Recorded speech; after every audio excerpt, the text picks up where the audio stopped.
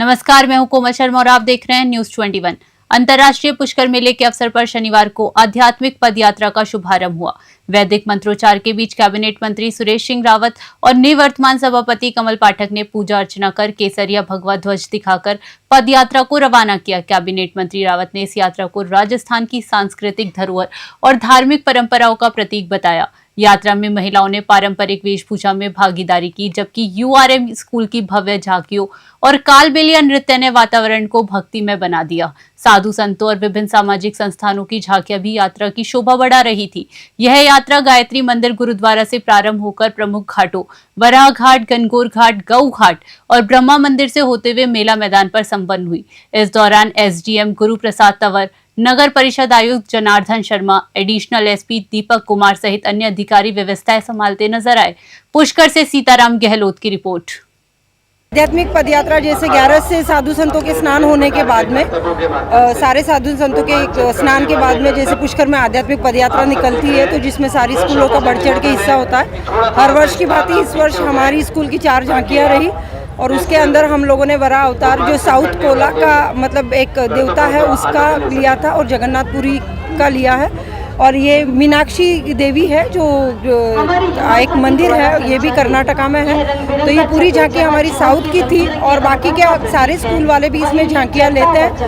अंतर्राष्ट्रीय विश्वविख्यात पुष्कर राज, जहाँ ब्रह्म सावित्री और ब्रह्म गायत्री जहाँ विद्यमान है, जहाँ 33 करोड़ देवी देवताओं का यहाँ समागम है, सारी नदियाँ, सारे तीर्थ, सारे समुद्र यहाँ विद्यमान है। ऐसे कार्तिक शुक्ला एकादशी को, जिसको देव प्रबोधनी और देव उठनी एकादशी कहते हैं, जहाँ से मांगलिक कार्य प्रारंभ होते हैं, आज पुष्कर राज की आध्यात्मिक यात्रा निकाल करके और सभी तीर्थ यात्रियों को, श्रद्धालुओं को हमने ये संदेश दिया है कि ब्रह्मा की इस नगरी में आइए, धर्म कमाइए, पुण्य कमाइए। जी ने जो यज्ञ किया था उसी उपलक्ष्य में, उसी सानिध्य, उसी पंचतीर्थी में ये पुष्कर राज महाराज का अंतर्राष्ट्रीय आध्यात्मिक और पशु मेला रखा जाता है। ये आध्यात्मिक धार्मिक मेला एकादशी से पूनम तक है। 5 दिन ब्रह्मा जी ने यज्ञ किया था। इसमें सभी विद्वानों, कैलाशनाथ दादी, गिरीश बच्चानी, उपायुक्त देवस्थान, कलेक्टर साहब, डीएम साहब, सुरेश सिंह रावत एवं संत महंतों के सानिध्य में हमारी कल्चर, हमारी संस्कृति का अधिक से अधिक प्रचार हो और तीर्थराज पुष्कर का मान सम्मान सुरक्षित रहे। आज तीर्थराज पुष्कर में आध्यात्मिक यात्रा बड़ी भव्य और दिव्य तरीके से निकाली जा रही है। मैं सबको बहुत बहुत शुभकामनाएं देता हूँ, विशेष तौर से हमारे संतों का, जिन्होंने इस यात्रा को भव्य बनाने के लिए इतनी बड़ी संख्या में बुला रहे हैं। कोटा जिले में आज ग्राम विकास अधिकारी वीडियो भर्ती परीक्षा कुल 88 केंद्रों पर सख्त निगरानी के बीच शांतिपूर्ण ढंग से आयोजित की गई। शहर में नामांकित 28,330 अभ्यर्थियों ने परीक्षा दी, जिसके लिए 38 सरकारी और 50 निजी स्कूलों को केंद्र बनाया गया था।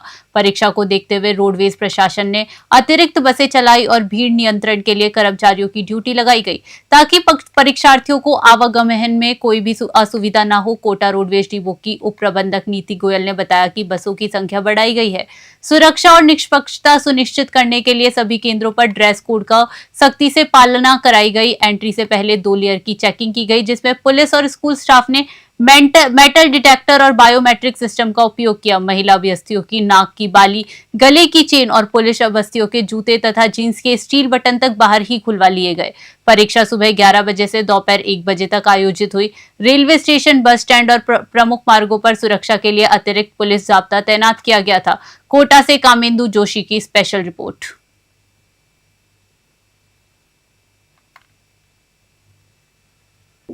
ये हमने जो 2 नवंबर को एग्जाम है, इसके लिए हमने एक्स्ट्रा बसों की व्यवस्था करी है और डिपो से भी एक्स्ट्रा ही व्यवस्था, अग्नि व्यवस्था की जाती है बसों के लिए, ताकि के विद्यार्थियों को परेशानी नहीं आए।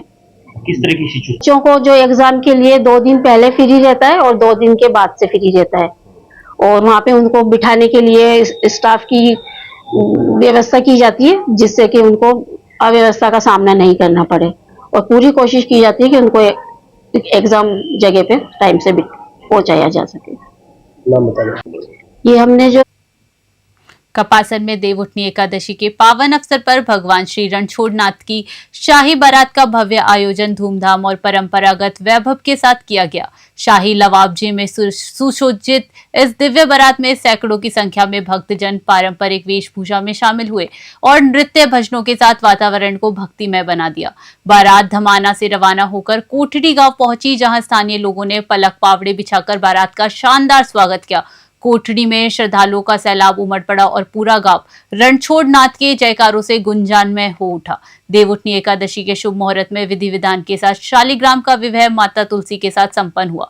इस दिव्य विवाह के साक्षी बनने के लिए हजारों श्रद्धालु कोठड़ी गांव में पहुंचे। कोठड़ी वासियों ने अतिथियों एवं बारातियों का सत्कार परंपरागत रीति रिवाजों से कर इस धार्मिक आयोजन को ऐतिहासिक बना दिया। कपासन से ब्यूरो रिपोर्ट। देवउठनी एकादशी का पावन पर्व राजघाट कस्बे में बाबा शाम के पाटोत्सव दिवस के रूप में बड़ी धूमधाम से मनाया गया। सुबह से ही कस्बे के मंदिरों में श्रद्धालुओं की भीड़ उमड़ पड़ी और हर कोई बाबा शाम के दर्शन के लिए आतुर दिखाई दिया। मंदिरों में भक्ति का माहौल ऐसा था कि भजन और कीर्तन की धुनों ने पूरा परिसर गूंज उठा। महिलाओं ने पारंपरिक वेशभूषा में भक्ति गीतों पर नृत्य कर बाबा शाम को रिझाया। जगन्नाथ मंदिर स्थित बाबा शाम दरबार में भव्य आरती का आयोजन किया गया। आरती के बाद भक्तों ने आतिशबाजी कर खुशियां मनाई और केक काटकर पाटोत्सव मनाया। इस अवसर पर मंदिर परिसर को फूलों और रंग बिरंगी लाइटों से सजाया गया था और भक्तों को प्रसादी वितरित भी की गई। राजगढ़ से अखिलेश वशिष्ठ की रिपोर्ट। आज चौपड़ बाजार स्थित श्री जगन्नाथ जी महाराज के मंदिर पर श्री श्याम बाबा का सायंकाल पाटोत्सव आयोजित हुआ। प्रातःकाल मंगला आरती में बाबा की महाआरती की गई और महाआरती के पश्चात सभी भक्तों में प्रसाद वितरित किया गया। संध्या काल के समय बाबा श्याम का पाटोत्सव बड़े ही हर्ष उल्लास धूमधाम से मनाया गया। बाबा को मिश्री मावा का केक का भोग लगाया गया।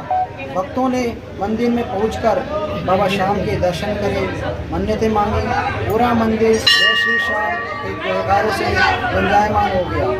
बाबा श्याम की इस अलौकिक झांकी के लिए सभी भक्त धूप से लालायित हुए और पूरा मंदिर को जय श्री श्याम के ऊर्जा मंत्री हीरालाल नागर ने रविवार को विशेष गहन पुनरीक्षण और नव मतदाता जोड़ने के संबंध में सांगोद विधानसभा क्षेत्र के भाजपा कार्यकर्ताओं से वीडियो कॉन्फ्रेंसिंग के माध्यम से संवाद किया।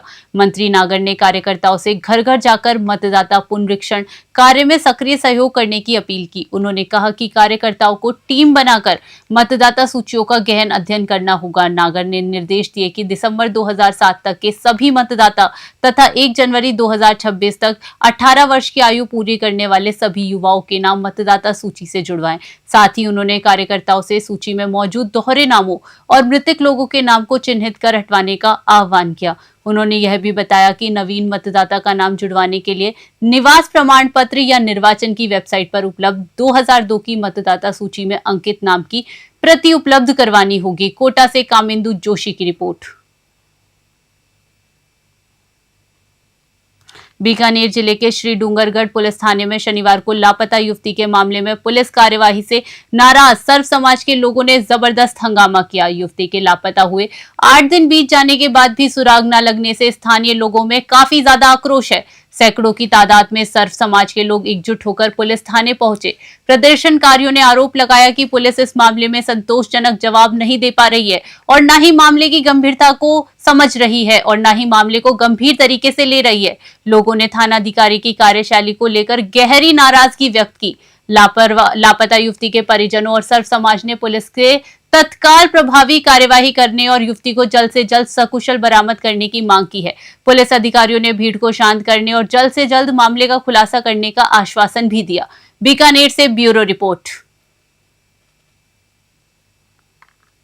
फिलहाल खबरों में इतना ही। देश विदेश की बड़ी खबरों के लिए बने रहिए News 21 पे। नमस्कार।